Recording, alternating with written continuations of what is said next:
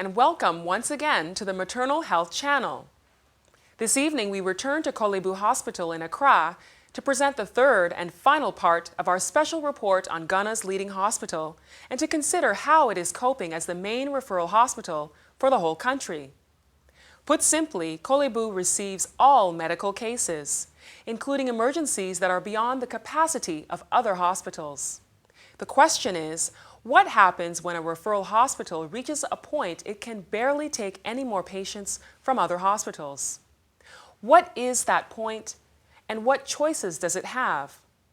These are questions that have a direct bearing on the quality of healthcare and, unfortunately, sometimes whether a pregnant mother rushed in for an emergency operation lives or dies. There are other equally important questions. Does a referral hospital receive advance notice of a patient on the way in order to prepare or get vital blood supplies ready? Let's take a closer look at the situation.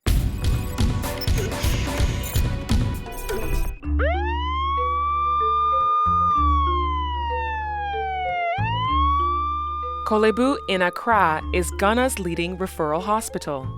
One of its key functions is to take up cases other hospitals and healthcare centers find too complicated or difficult to handle. With the severe bottlenecks in Ghana's health system, however, has Korle Bu Teaching Hospital simply become a dumping ground for maternal deaths? These are the referred emergencies known here as dead on arrival. Most of the deaths that are recorded at our facility are not Korle Bu clients, so to speak. They are referred cases. Most of them who do come in die within 24 hours. The accusing fingers point to well-known health centers in Accra: Mamprobi Polyclinic, Ghana South Municipal Hospital, Kaswa Health Center on the outskirts of Accra, and other such clinics.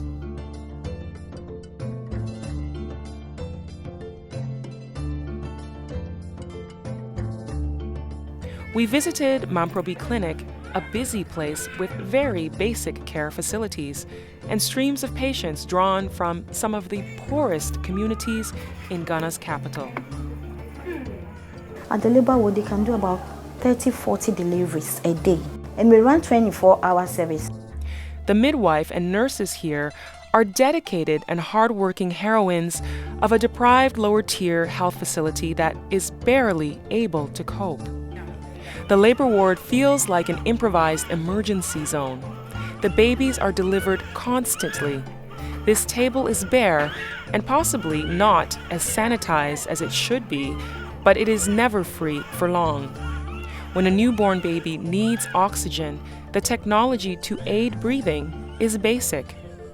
The mother is nonetheless grateful to the hospital staff for a safe delivery. Mary, the midwife in charge, treats every baby like her very own.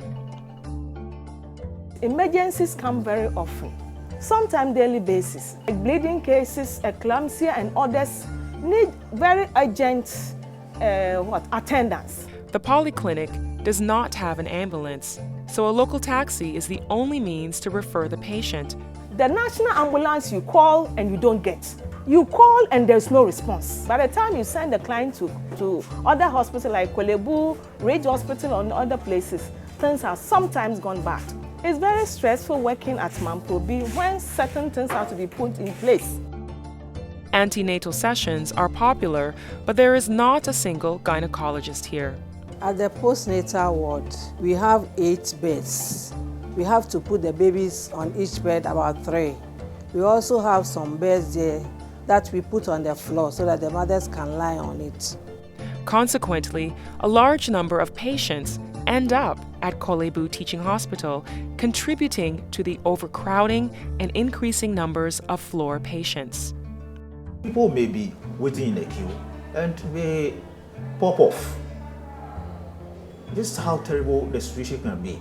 The polyclinic, like most lower-tier health facilities in Ghana, also does not have an operating theater, which adds even more pressure on Korle Bu Teaching Hospital. There are certain cases that we are referring, you have to go with what? An oxygen. A taxi don't have an oxygen. And the oxygen cylinders are huge here. you cannot accompany with the client. What is to be done to turn around such clinics in order to create more conducive conditions for improved healthcare at hospitals is one of the most pressing challenges facing the Ghana healthcare system.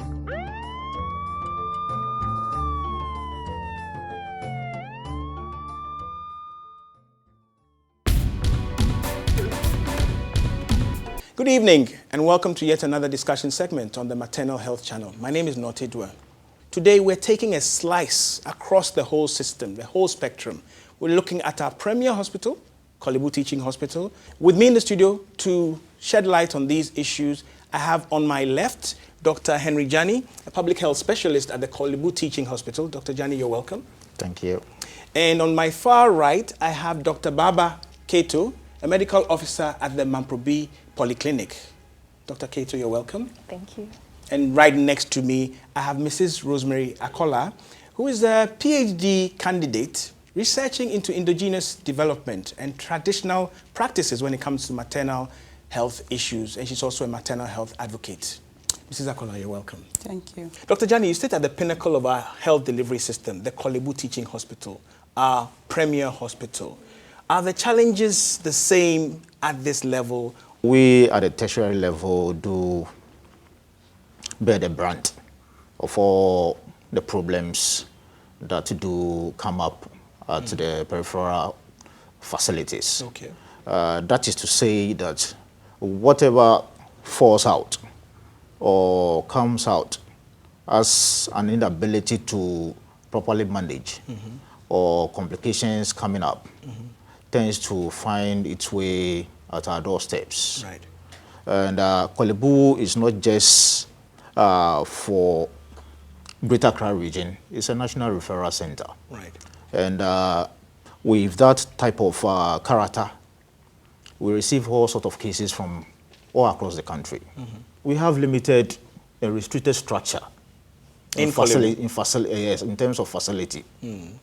And as such, the issue of space has always come up.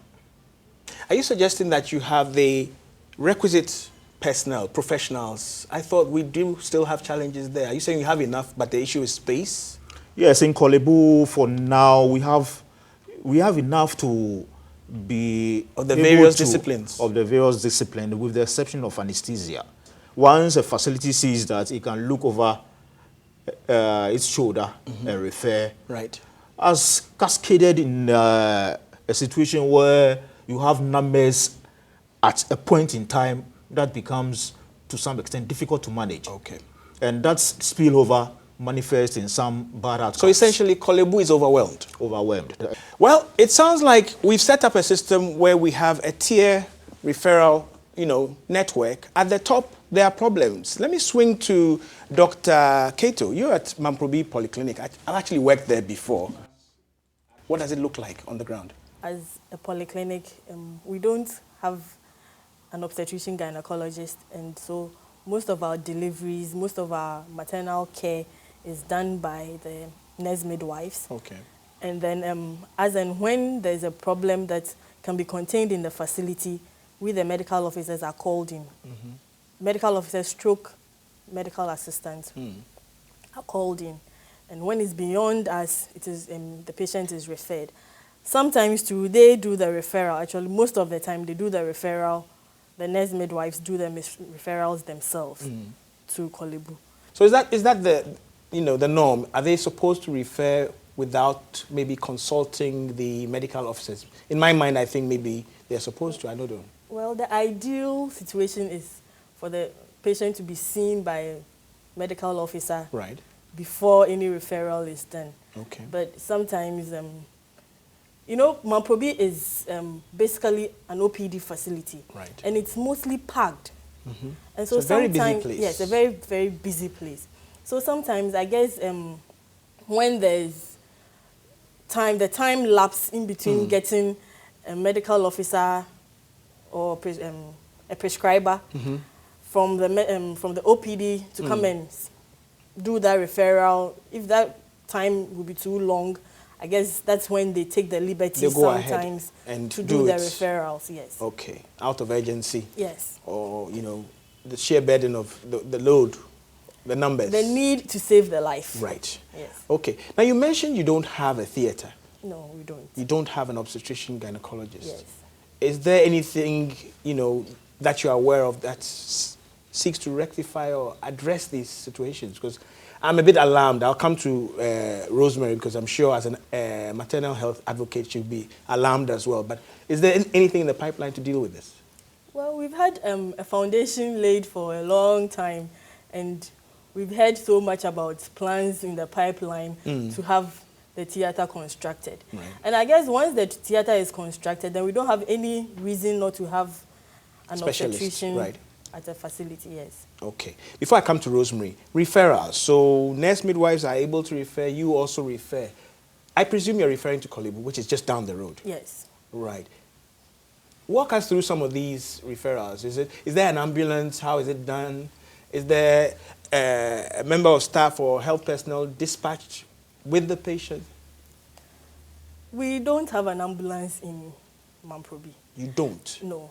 And basically, I was informed that it's because there's a national ambulance service in the country now. And so they require that all referrals go through, the transportation of referred patients go through the national ambulance You're service. calling the same, is it 191 we are supposed to call? We have their numbers that we're Right. supposed to call them. But unfortunately, there's a constraint at that level. And so for now, most of the referred When you say patients, constraint, you mean you call the number, it doesn't work, or there's no response? Can you share with us? sometimes there's no response, sometimes the ambulances are not available. Really? And so most of the patients go in taxis brought in by their relatives. Right. Yes. Are they accompanied? Mostly not. Mostly not. Now, I presume you've explained to us, these are cases that have crossed a certain line, right? Justifying an immediate referral to a higher level facility. It beats my mind that they can be sent or referred unaccompanied. They are not accompanied because we are mostly staff constrained. And the share numbers, I mean, one nurse leaving the facility to accompany this patient to Korle Bu. Even if justifiably so. And what happens to the other 99? So this is a risk that you take, or Mamprobi takes on a regular basis in referring to Korle Bu Teaching Hospital. Sometimes, yes. Right. Rosemary. My spine is breaking, my whole body is shaking, and I feel so sad. I don't know where to start from. Right. We encourage women to deliver in hospitals, to proceed to hospital promptly, and this is the situation when they arrive there. That is why I'm sad, because we should be more excited when we see the numbers, when we see the women coming for antenatal attention, So it means there's a and demand. coming to ask for skilled attention, because we have these statistics that says that we have been able to push up antenatal attendance, but okay. skilled delivery is still below the belt. And yet, we are crying that the numbers are too many. We don't have staff. We can't even accompany a woman in labor with serious complication from one end to the other. I just ask myself, where is this country going? We need to sit up, because today is somebody else, tomorrow it can be you. I don't think that it is proper for us to use our tax money to pay people who are not proactive. You're talking about the management of the health The system. management of the health system. Let's even take facility per facility. If you don't have a theater in your facility, I guess that foundation is over 20 years now. And you have had managers come in to manage this facility. Some come and go. What do they do? And the numbers justify the the numbers theater. justify that, to call for that theater. When a woman in labor comes to your clinic and you refer the woman to Korle Bu, from the civil society perspective, the first thing that comes to mind is, oh my God, am I going to die? That psychological impact on the person and even on the relatives is so huge. And yet you don't have a health person accompanying this person with the documents. The relatives will go with the person and get to Korle Bu. First of all, the time with which they will take to see somebody and even understand what they have to do if a patient is referred.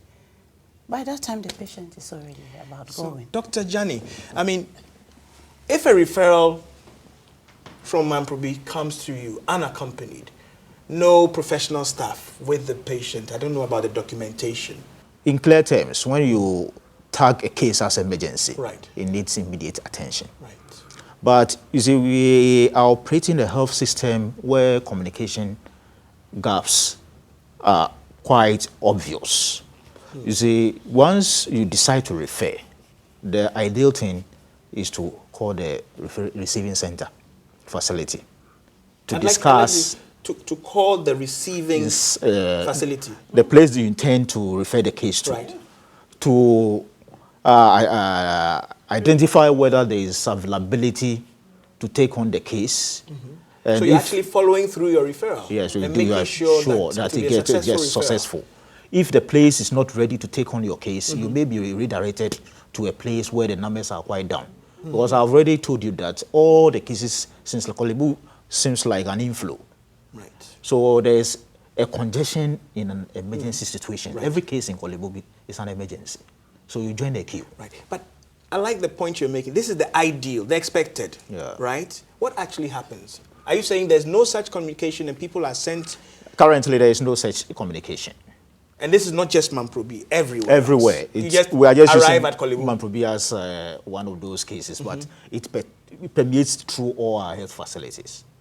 So you have no idea. I'll come to you in a second. You have no idea what's coming. It's just coming. It comes. So what you are going to rely on is a referral note. What And at has times, the been gaps, written? yes, the gaps in the referral notes makes it even very difficult. This woman is jinxed. Exactly so. She's jinxed. Exactly so. Exactly Right. so. May I ask, I mean, so let's say such a blind referral, if I can use the phrase, comes to Korle Bu, does it go to the emergency center? Where does it go? A maternal referral like that? Where does See, it go? at times even they come and they don't even know where they have to go. Are they required to know? Is it they who should know? Or who? Now, the you see, person who once sent them? it's being referred Right. and the person doesn't know the geography of Korle Bu, it needs to be provided with some minimum information as to where exactly they have to go. Because it's an emergency.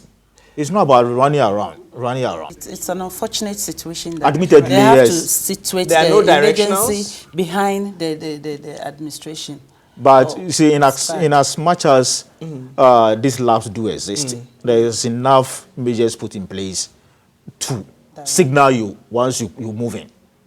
That's this I where work you have in to Korle go. Bu, Yeah. and I'm saying if I enter Korle Bu, is there a direction which says obstetric emergency unit? Left, right. Is that what you're saying? I haven't seen it. We have a signpost, but not adequate enough to track whichever But way yet you are we say coming there are from. measures in place. The situation on the ground is that you drive in, they move to the records unit.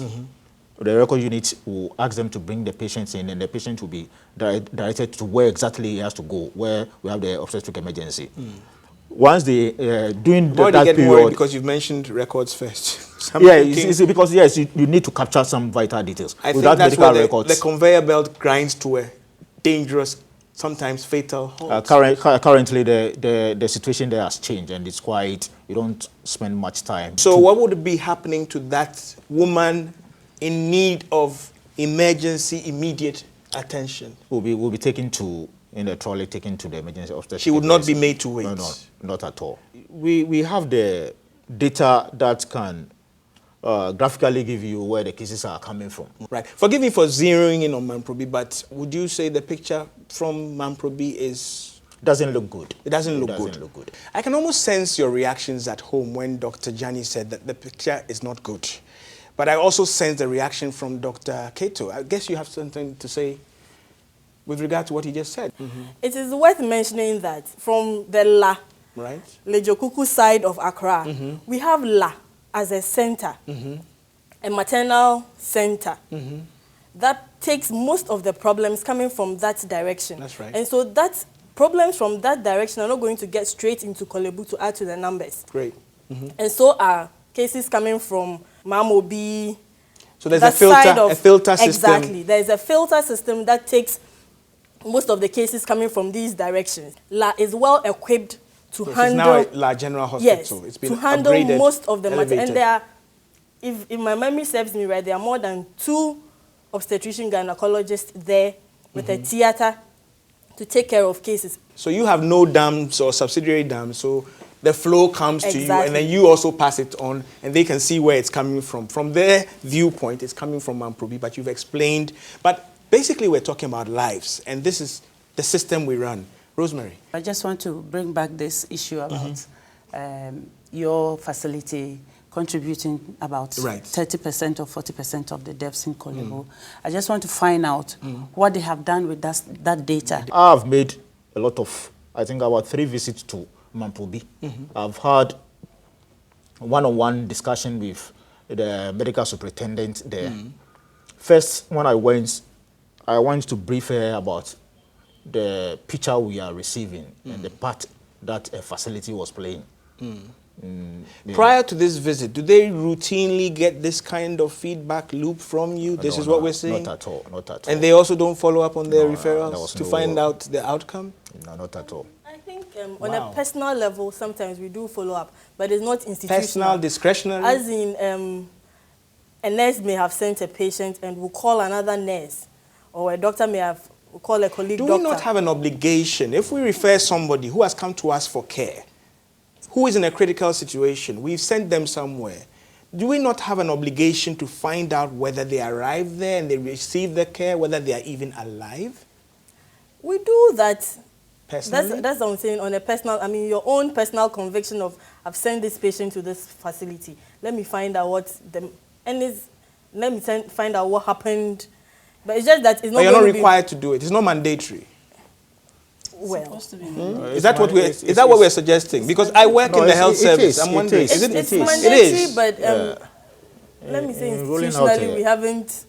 Wow, I've worked at Mamprobi. I'm sure you have a word or two to say with regard to those who are working hard and account for the successful deliveries that you do undertake there. Maybe I'll give you a brief moment to say something to the team there so that it doesn't sound as if we're lopsided in the negative direction. Yes. Well, as we all know, we are really doing our best, and we are adhering to the requirements that says that when we can't see, we should refer.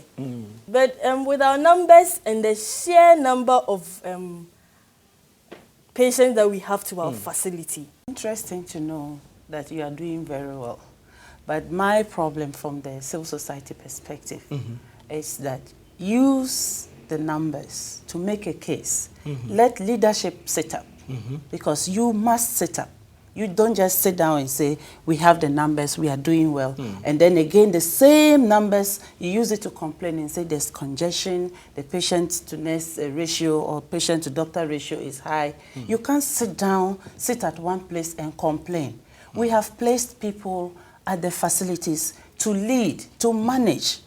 There are a lot of issues within the facility, a lot of issues. Nurses' attitudes, doctors' attitude, you have issues about space, smelling. Leadership must work. Wow, all too soon we are running out of time, but I'll tell you what, if you felt the passion in the studio, it tells you that we're talking about the right things. We're talking about the things that matter. Once again, thank you very much, Dr. Henry Jani, Mrs. Rosemary Akola, and Dr. Baba Keto. It's been great, but we still got work to do. And thank you, our viewers. Catch us again next week. Good night. Next week, we pay a special tribute to Professor Fred Tsai, recognized the world over for his contributions to the field of family health. His breadth of experience is outstanding, and he has some very instructive things to say about current approaches to family planning and maternal health. Don't miss it. Thanks for watching, and good night.